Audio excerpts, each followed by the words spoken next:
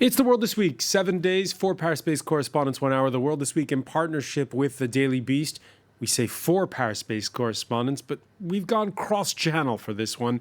Nico Hines, London editor of the Daily Beast, joins us. How are you? Very well, thanks. Also with us, German television producer Ulrike Koltermann. Welcome back. Welcome back as well to Catherine Fields, Europe correspondent for New Zealand Media. Bonsoir. Busy week? Busy week. Very busy week. And Victor Mallet, Paris bureau chief for the Financial Times. How are you? Good, thanks. The World This Week on Facebook and Twitter, hashtag World This Week. An anniversary commemoration. Well, it's a chance to reflect on 2 moments in time, really. Then and now.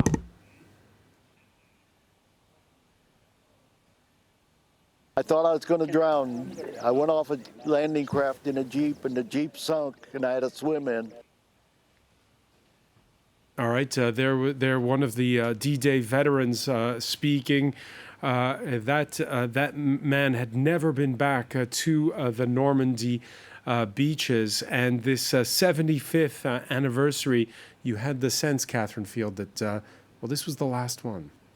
This is the last one, I think, with veterans, which is a real shame because it's when you're actually talking to the veterans that you get an actual feel of what happened, what they went through. If you're in if you like, the pool enclosures with the media and you're just sort of bussed from one place to the other and you see politicians making speeches, you don't get the sense of what the human cost was of D-Day. And I'm always so moved when you meet these veterans at these events, just how humble they are. When you say to them, thank you, and they say, I did nothing. You know, I just came ashore, I did this, I did that. And it's also moving when you're with the local French people. They're still coming out, France, all these people who weren't even born, come out to these small villages when the veterans are there and say, thank you, thank you. And you're right, I think this will be one of the last when we see the veterans, the guys who came ashore on D-Day, which will make it more difficult, I think, for future generations to connect in the way that we've been connecting with them up till now. Yeah, first-hand stories. Victor, you and I were at an event on Wednesday in the Normandy city of Caen. There was one African-American veteran who reminded us that he landed on D-Day but only got the right to vote 10 years later. And those kinds of first-hand stories, this is almost the last chance. I think that's right. And also, those veterans remember how extremely bloody it was. You know, as a child in the UK in the 1960s, you were led to believe in the glory of war, the glory of Dunkirk, the glory of D-Day. But when you read accounts or hear the veterans talking about those days, the day of the landing on D-Day and the days afterwards, it was extremely bloody, close fought, battles in the bushes and fields of Normandy, and it was extremely nasty kind of warfare on all sides, and it's really important to remember that. I thought the other interesting thing was during the week of these D-Day commemorations, we had both Queen Elizabeth of the UK and Emmanuel Macron of France reminding Donald Trump, of the importance of standing up for liberty and freedom, and that this was in America's, great traditions of doing that. And I thought it was quite significant that they both felt the need to remind him, of what made America great and why people still look to America and why they hope to continue looking to America as a defender of freedom and democracy. Yeah, Nico Hines, in the case of Queen Elizabeth, of course, in a sense, we are talking about a World War II veteran, since she never left London and played a part during the war. Yeah, and she said this week that the last time there was one of these big celebrations that everyone was saying, this is the last time you'll see real veterans, this is the last time I'll be around. And of course, she was here still going strong. So I wouldn't rule out the possibility of, say, the 80th anniversary still having some of those survivors, because these people are so tough and so impressive. It is true that she gave that message to Donald Trump. And, I think it would be fair to probably expect that Donald Trump didn't really take the message on board. He doesn't really seem to take many messages on board. His speech kind of tried to sound as though he was supporting these tough alliances. But actually, when you looked at the detail of what he was saying, he didn't make any commitments to the actual alliances such as NATO, which sprang out of this conflict and which have kept us safe ever since. So I suspect he just enjoyed the photos and he'll be heading back home without it having too much effect on him, whatever he says in his Fox News interviews. Yeah, Ulrike Kolterman, Donald Trump, in the speeches he gave, both the toast at with the Queen and the speech he gave at Omaha Beach on D-Day, he employed the word crusade quite a lot. Yeah, anyway, he behaved a little bit as if D-Day was like Donald Day. But there was a lot of irony in the whole thing because he came to celebrate something that an ally defended Europe, and that was something that he would never do today. So it was very ironic that he celebrated these veterans for something that he would not support today. He even said last year before the NATO summit, why should we defend Montenegro, for instance, if Montenegro was attacked? So he is not at all, he doesn't share the political views of his predecessors anymore. So his presence was sort of comical in a way, and Right. sad. Nico Hines saying that it's hard to get the message through to the U.S. president.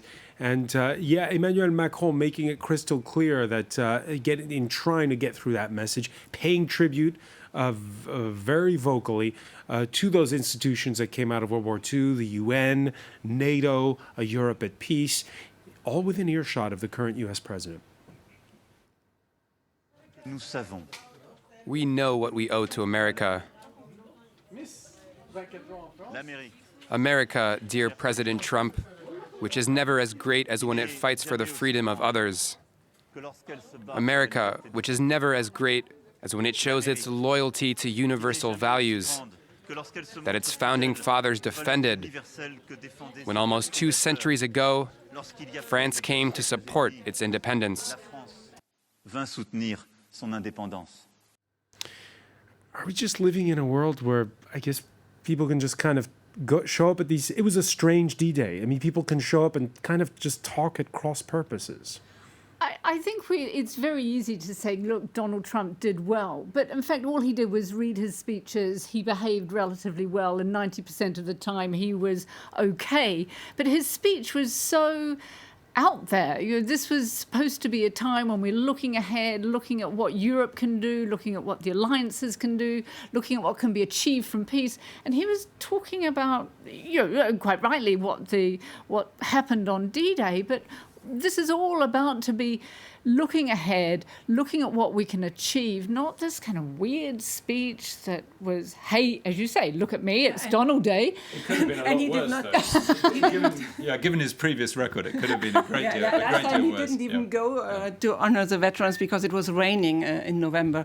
But what is also said that he never really talked about America's role today. So it was a lot of shoulder clapping with Macron and showing off a sort of transatlantic relationship that doesn't exist anymore. He was more interested in talking about the Queen. You were saying it was Donald Day.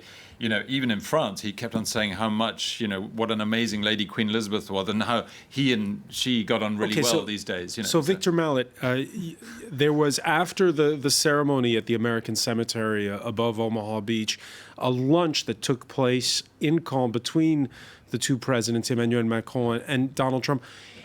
If they're just kind of talking at cross purposes, what was that lunch all about? I think it was about sort of trying to keep the relationship on an even keel, to be honest. The French, I think, were very worried that it would all, that Trump would start tweeting the way he did. He often does when he's about to arrive somewhere or when he's just left. Like he did before Armistice Day and last Exactly. November. And, he was kind of insulting Trump. Trump was insulting Macron about the Gilets jaunes and that kind of thing. So there's always the risk, and that didn't happen, which I think was a good thing. But in terms of substance, as you were saying, the idea that there will be sort of substantive talks about America's role in a future transatlantic alliance, that was never going to happen. They did allegedly talk, or apparently talk about, certain issues of the day, like Libya and Iran and so on. But I think it was, in terms of what the French and the Europeans wanted out of this, and even the British probably, it's to some extent it's about damage limitation. Yeah, it's sort of become the new normal, this kind of awkwardness during his 3-day state visit to the UK. Donald Trump sparing Theresa May the rough treatment of last year. You'll recall at the Prime Minister's country residence, Chequers, at that time he had praised her rival, Boris Johnson, in her presence. It was awkward. This time, he was much more gracious in her presence when they held a joint press conference. He could afford to be. he knew it was 3 days before she stepped down as leader of the Conservative Party, a Conservative Party unable under her watch to deliver Brexit. Obviously, it will be for whoever succeeds me as Prime Minister to take this issue forward. What is paramount, I believe, is delivering on Brexit for the British people. And I seem to remember the President suggested that I sued the European Union, which we didn't do. We went into negotiations and we came out with a good deal. Yeah, that's not such a... I would have sued, but that's okay. I would have sued and settled, maybe, but you never know. She's probably a better negotiator than I am. So, Nico Hines, that's said in kind of a glib manner, and you can hear the journalists laughing at it. It's kind of become the new normal, these kinds of remarks. But if you suddenly suffer sense of humor failure, it's quite serious what the President of the United States is saying, sue the European Union. Yeah, and I detected a hint of sarcasm in his suggestion that perhaps he thought Theresa May was a better negotiator than him. I think one thing we know for sure about Donald Trump is that he doesn't think anyone's a better negotiator than him. So I think that was a little jibe in her direction. But, you know, the things that he suggests are just completely crazy. Obviously, Britain couldn't sue the EU over this. Having said that, I think even some of the serious politicians and Boris Johnson, I don't know if we include him amongst the serious politicians, but I think a lot of politicians here do believe that there could have been a better job of negotiating this Brexit deal with the EU. Theresa May has been an absolute failure when it came to that. And, you know, she formally stepped down about an hour and a half ago, and it was just a press-released letter that said she was leaving today officially. A non-event. It was a sad, forgettable end to a sad, forgettable premiership. Well, she stays on as caretaker prime minister while we wait to see if Boris Johnson does become the next leader of the Conservatives and thus the next prime minister. Nico, one of the other important aspects before we talk about the leadership contest is during this 3-day state visit, how did it go between the U.S. president and his hosts when it came to talking about the big, beautiful trade deals they'd have post-Brexit? Well, Donald Trump got himself in all sorts of tangles. You may know that one of the things that Britons love more than anything is our National Health Service. It's kind of like a religion in this country. And Donald Trump, in that joint press conference, said that it was on the table when it comes to negotiating a trade deal. And that would mean that we would potentially change the way that drugs are acquired in this country for the National Health Service, which provides for everybody, to allow the big US companies to make more money from our health service. And that is absolute electoral suicide, anyone who was to sign up to that.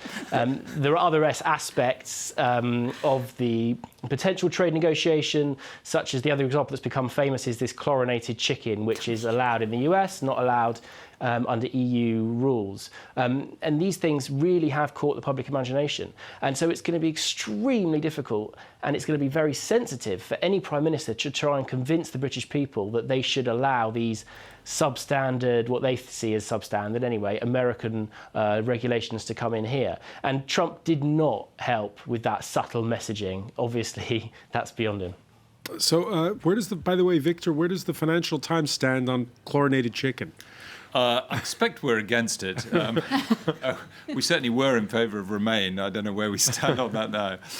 But I thought the sad thing was that the satirical magazine Private Eye had a front page cover for Theresa May's departure with all her achievements, and it was just a blank white front page of Private Eye, this magazine, and because the view in Britain is that she's just ended up dividing the country. When she stood in front of Downing Street and did get a bit emotional, announcing that she was stepping down as leader of the Conservatives, she drew a lot of sympathy. People said, "Look, this was mission impossible anyway."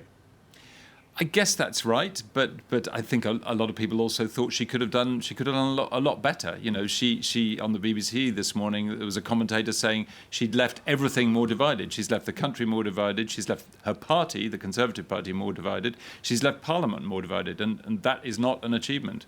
I think it's hilarious because the end of May is like another Brexit. She's leaving, but in the end, she's still staying. So nothing has changed. just really sad. It will change. I mean, it's almost like shifting the deck chairs around on the Titanic, isn't it? I mean, it's still, the iceberg is still there. Will Brexit happen? Won't Brexit happen? Who's going to be in the driving seat when it's meant to happen? It just goes from one completely bizarre situation to another. And then when we look at those candidates who are around, there's not one of them who really has a clear plan for Brexit. Yeah. Among the 11, there's one who is for a second referendum, which I think is still the best choice, because when they voted, they didn't know what they voted for. We'll see if Conservative Party rank and file vote for that one. Right, but all the other who are around, they don't have a clue what they're going to do with Brexit. Yeah, and remember her main purpose as Prime Minister, as she said herself, Brexit means Brexit. She was going to deliver it with a deal, and in the end, she didn't deliver it. So even the thing which a lot of, half the British people don't want anyway, she didn't even achieve that. I think it's not a good legacy, unfortunately. And also, there's always talking about going back to Brussels and renegotiating.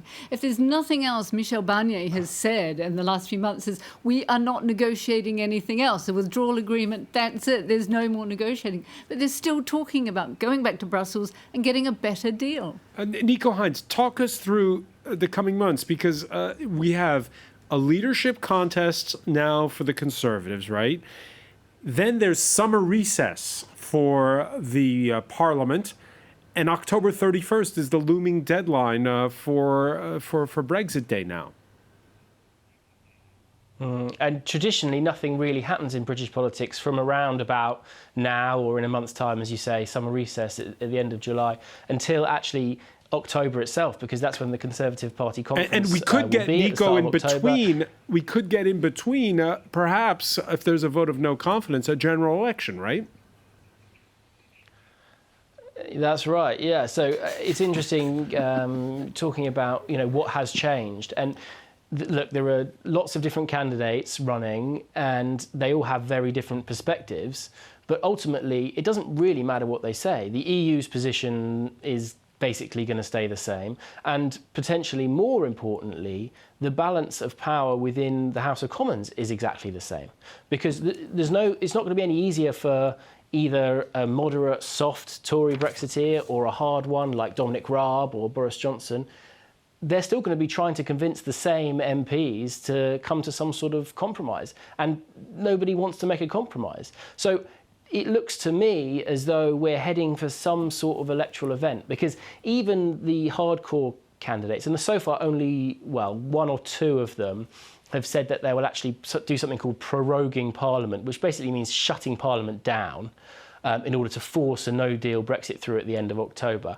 I mean, this would be absolutely one of the most controversial, constitutionally problematic things to have happened in hundreds of years in this country. I was meeting with some other kind of, shall we say, fringe elements this week who were suggesting that they could actually call an election just before the no-deal date is reached, so that there'll be no one here to take a vote, and then we'll accidentally fall out to try and force through a no-deal. But at the moment, there really is no clear way forward other than to have either a vote or a second referendum. Now, the second referendum, absolutely nobody will say that they want that.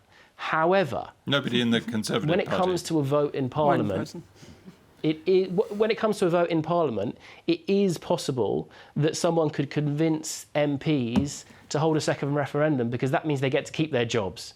If they have an election instead, then they may all be out of a job. All right, Europe watching the endless Brexit and Donald Trump on one side. On the other, well, they got Russia and China to worry about. We'll talk about it. When we come back, you're watching The World This Week.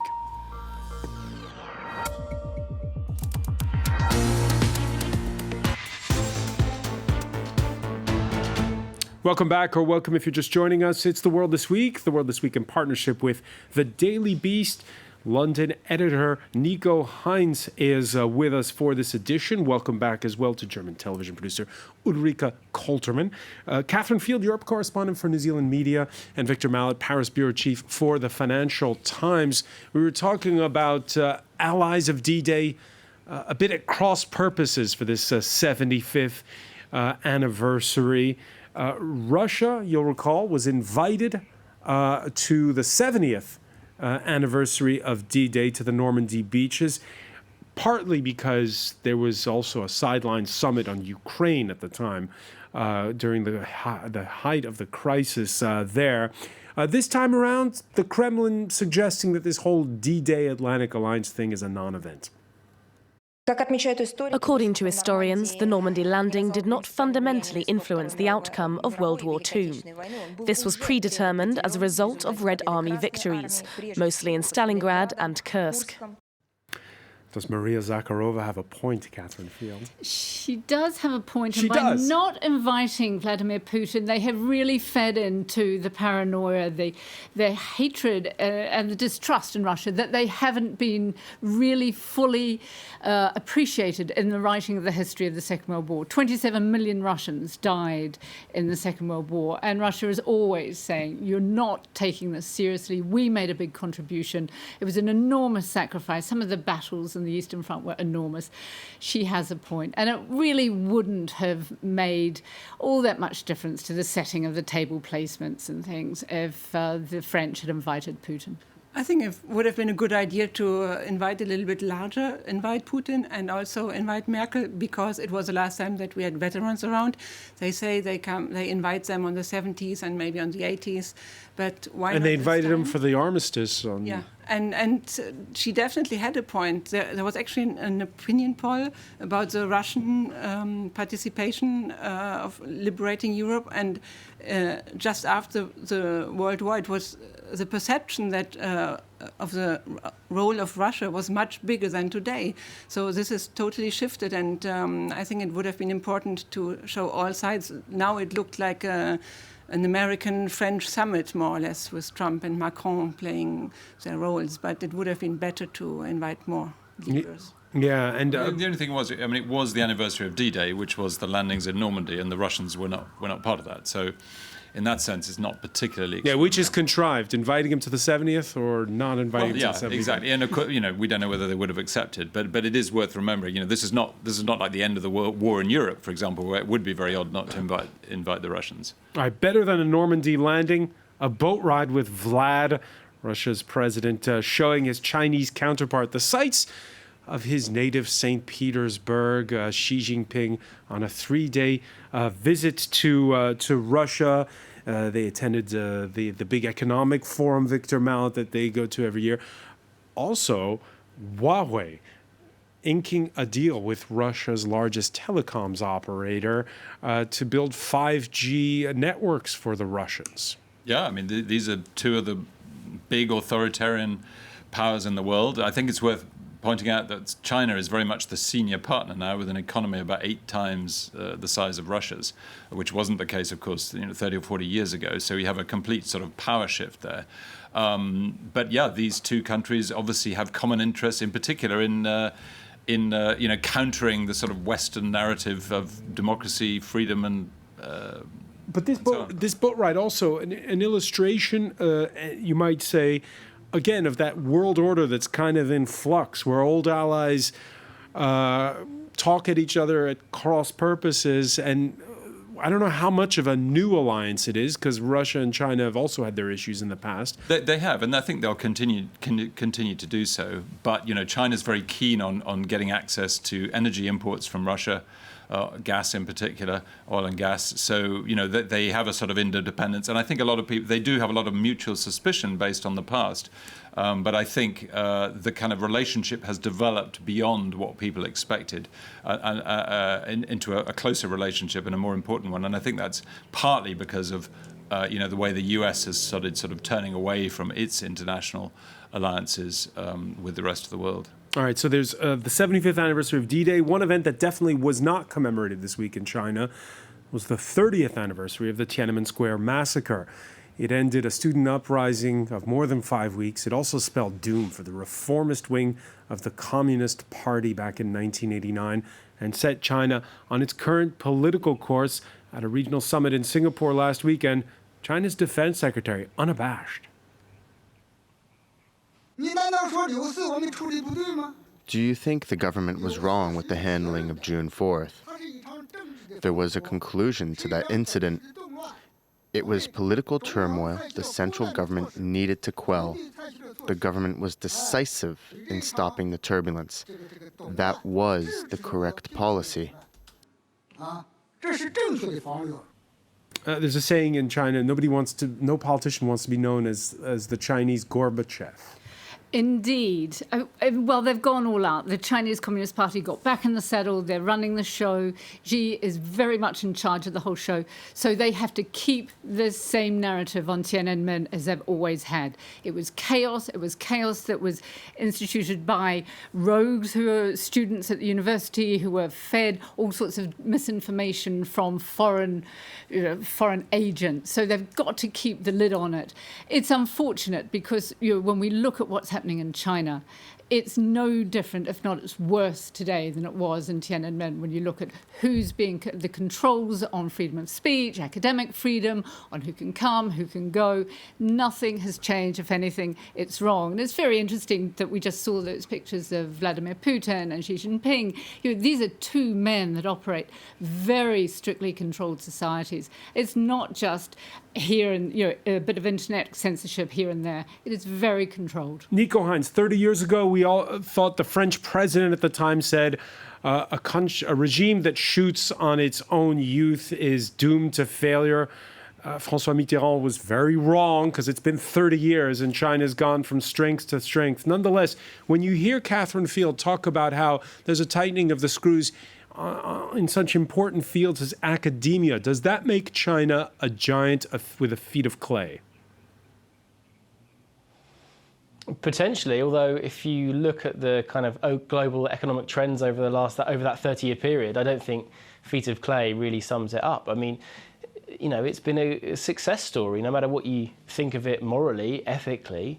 And I think, this week, the fact that Putin and Xi are meeting, I don't think there's any doubt that was the more important summit of the week. And Xi saying that Putin is his best friend, and Putin saying, let's end the hegemony of the US dollar in world currency. I mean, okay, that might be a bit of a pipe dream, but I think, it shows the ambition that these countries have. And I don't think that we should take it for granted that they won't be able to achieve that. Russia and China pursuing kind of tougher and stricter regimes. And of course, what we've seen in other parts of the world, like in Sudan, are also reminiscent, obviously, of Tiananmen. But what they do in China now is so much more sophisticated. They've got a much tighter control than they had over those students in the 80s, but they just do it in much more sophisticated, cunning, clever ways, and more wicked ways in many ways. I mean, if you look at what's happening with the Uyghurs. So I don't think feet of clay sums it up. I'd be very concerned about them. Where Tiananmen was commemorated on Tuesday was Hong Kong, where 120,000 turned out for a candlelight vigil. Hong Kong, where there are newfound fears that civil liberties are to be further quashed. When you look at those images, Victor Mallet, what's your reaction? Well, interesting. This was one of the largest Tiananmen celebrations or commemorations that we've seen in Hong Kong for many, many years. I think in some people say it's the largest ever. And what it shows is that while censorship and economic success has essentially kept the youth of mainland China very quiet, in places like Hong Kong, that is not the case at all, because Hong Kong has not had censorship until now, and the Hong Kong people are extremely nervous that Chinese authoritarianism is already beginning to crush Hong Kong's supposed autonomy, which is meant to last until 2047, and obviously isn't going to do so because it's already being withdrawn. We've seen cases of university professors put in jail essentially for their political views.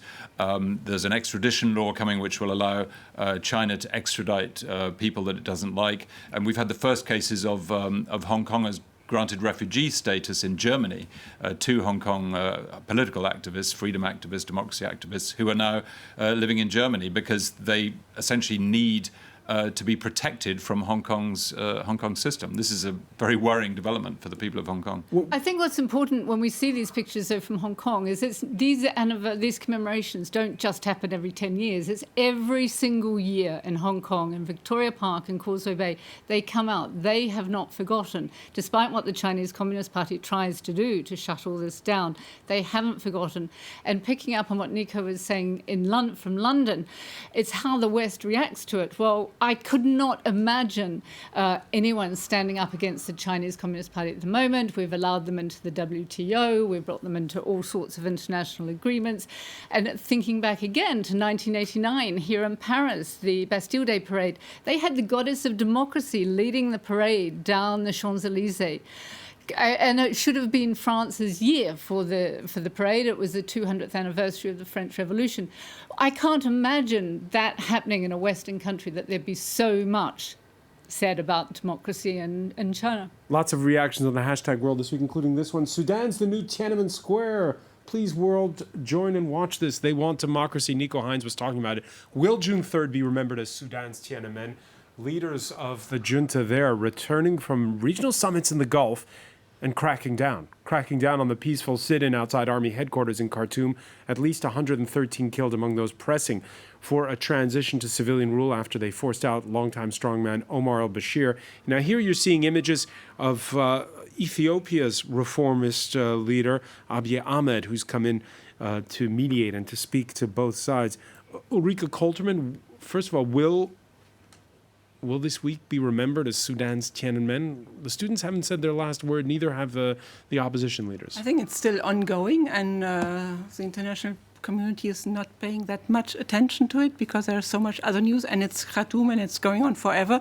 But there's something really serious happening, because what happened in Darfur years ago, in 2003, there was a genocide going on, and these are actually the same people. What was happening in Darfur is now happening in Khartoum, and the guy is still the same. And the leader of what was then known as the Janjaweed militia, Mr. Dagalo, he is still in power, and he's got the support of the United Arab Emirates and Saudi Arabia, because he sent militia to fight in Yemen. So it's not only a local fight between different factions. That is something really serious happening there. Victor Mallet? Well, we're seeing a reflection here of some of the geopolitical trends we've been talking about. The United States is not going to stand up for democracy in the way that it used to in a place like Sudan, because it doesn't care that much, and this is very unfortunate. And China and Russia, whose leaders we saw together, are actually going to actively work against it. Yeah, they vetoed a resolution. Exactly, they vetoed a resolution in the UN condemning the military crackdown, the military killings in Sudan, and in a way, this shows you the way the geopolitics is moving in essentially a very negative direction if you believe in democracy and freedom. That junta in Khartoum, though, it's not monolithic as such. No, I mean, that's the problem of Sudan. Bashir stayed in power for 3 decades because he used to play off the different factions, and that's the whole problem in Sudan. And as the international community doesn't pay much attention, it's going on and on and on. And now a very brutal militia is back in power. And if you look at the methods, I mean, the people are not only killed; they found the bodies in the River Nile, and these are exactly the same methods that they used in Darfur. Yeah, and the use of rape as a weapon of war. Before we go, it's becomes something of a tradition in this country. The French president visits the national football team before a World Cup, which we then go on to win. Last June, Emmanuel Macron brought the men luck. So how about the women? Les Bleus, with an ES if you're spelling it the French way, kick off this Friday at home at the Parc des Princes against South Korea. And yes, we're kind of feeling football fever in this country. 70% of tickets already sold for the tournament. Decent TV ratings for the warm-up matches, and genuine interest. So the question is, well, first of all, Nico Hines, will you be watching the Women's World Cup? Absolutely, I can't wait. And I think you can't really gauge the interest now. Yes, people are kind of trying to pay a bit of attention, but I tell you what, if France get through and start winning some knockout games, get to the quarterfinals, the semi-finals, then I think everyone's going to get excited, and it'll be the same here. England did surprisingly well at the last World Cup 4 years ago, and by the end, the whole nation was watching, even though it was in the US and it was bad TV viewing times for us. So no, I think it's going to be huge, and it's noticeably different here now. Advertisers are always a key indicator for me, and the posters around, on the buses and the tubes around here are full of pictures of these female athletes that we're about to see. All right, so have women broken football's glass ceiling? Not quite yet, if you listen to England and Lyon defender Lucy Bronze. Younger, definitely, and it is a different game when you compare the route to the top in the men's game and the women's game. It is harder. The boys, they get to play 5 times a week for their academies. It's all paid for. They get their education on top of it, and they do that from the age of 6 till they're 20, till they become a professional. Whereas you look at the girls' game, and they'll be lucky to train twice a week. Still a ways to go. It's a long way to go, and it was very interesting that the Norwegian player, she's not coming to the tournament because of this issue of women not being paid the same as men. And it's just appalling. I was just thinking it's so last century when we're talking about women athletes not getting the same as men. It's even more bizarre. We're talking about football, tennis, all these sports that women, they're not even getting 50% of what men are paid. So, yeah, it's a real shame. But it's good to see that there's so much excitement. On my way here tonight, there were people out on the streets getting ready for the match. I think it's a real shame that the first match isn't at the Stade de France. It should be at the National Stadium. And I also think the final should also be at the National Stadium. It shouldn't be down in Lyon. This is a tournament that France is hosting, and they can fill that Stade de France. Now, there's a good reason why it's in France's second city, Lyon, which is that Lyon is sort of this maverick club where you do have parity, gender parity, with the football academies, where you have this tradition of boosting the women's side. I think they're European champions for I don't know how many years in a row. Do you agree with Catherine that the final should be in Paris? Well, I think Lyon is a good place, and it's definitely true that this is not only about football, it's about gender equity. Everyone is talking about it. And there's another big question, because if the US team will win again and keep the title, will Donald Trump come and see the final? We don't know. I have a personal interest in it. I hope it's in Paris because I live here and I want to watch the matches with my daughter, who's a keen football player and plays for her university team. So let's hope so. But I mean, I suppose I should go to Lyon. We should go to Lyon to watch it. Lyon and other points. One more point on this, Nico Hines. When you look at powerhouse Lyon's run, you were telling me before the show that women's football has come such a long way that its rank as the undisputed champion of Europe could soon be under pressure? Well, there's something interesting happening in the game over here, which is that the big boys are starting to take it seriously. For years and years, there was a team called the Doncaster Belles, were the biggest team in women's football. And over recent years, teams like Arsenal have been leading the way. But now, the really big teams, Manchester City and Manchester United, have started to take it seriously. And Manchester United actually had their very first ever season in the second tier this year, and they won 18 of the 20 games. They scored 98 goals and conceded 7. They were just smashing everybody out of sight because they had all this new money. And I think, make no mistake, these big Premier League brands are now coming for women's football, and they will help to propel it further forward as the kind of glory hunters get on the bandwagon. And I would say teams like Lyon need to watch out. All right. The warning comes to us from London. Let the games begin. Nico Hines, many thanks for joining us. I want to thank Catherine Field, Victor Mallet, Ulrika Kolterman. Stay with us, though. Media Watch is next.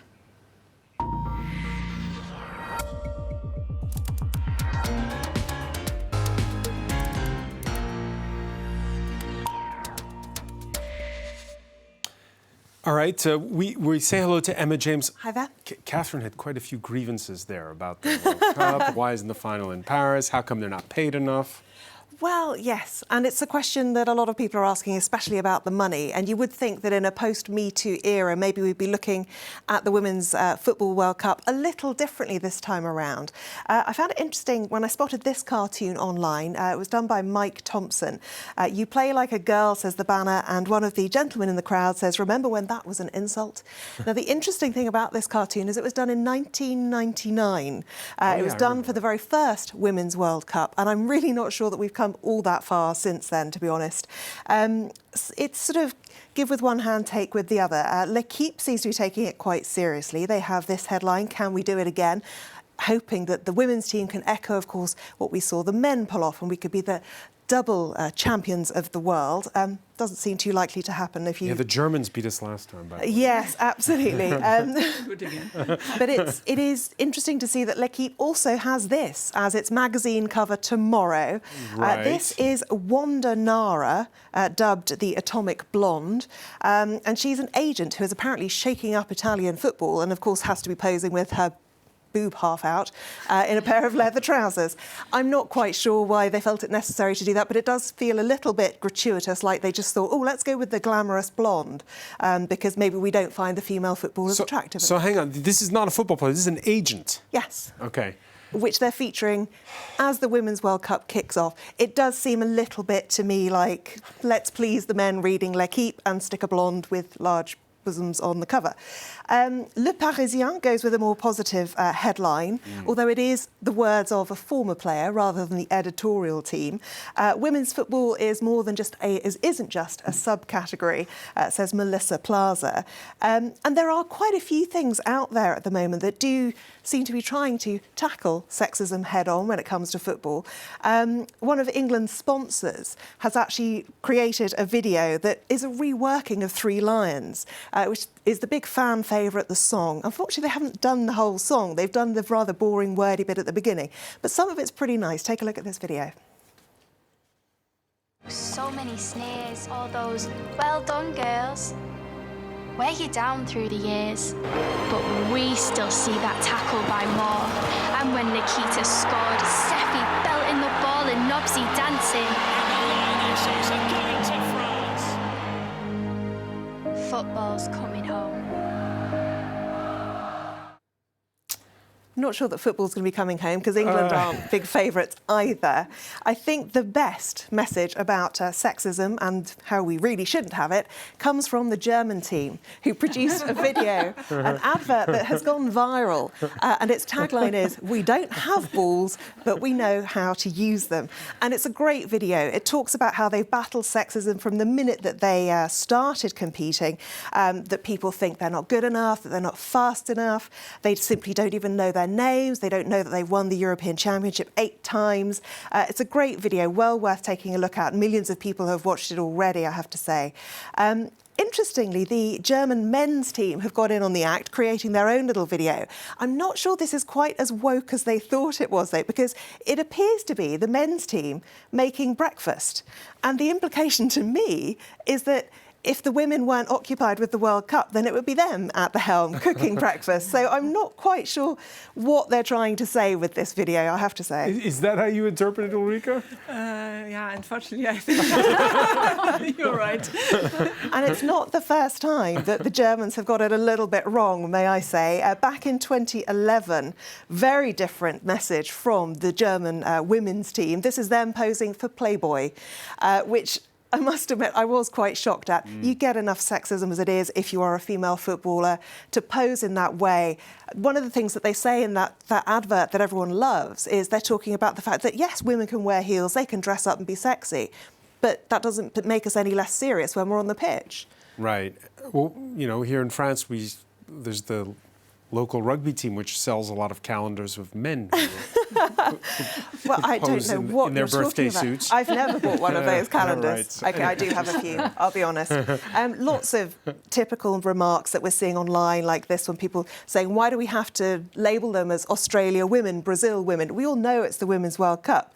This guy, very typical, no sexism or machoism intended. Women's football is plain boring. But I think the worst thing that I've seen actually comes from a British media outlet, which will remain nameless.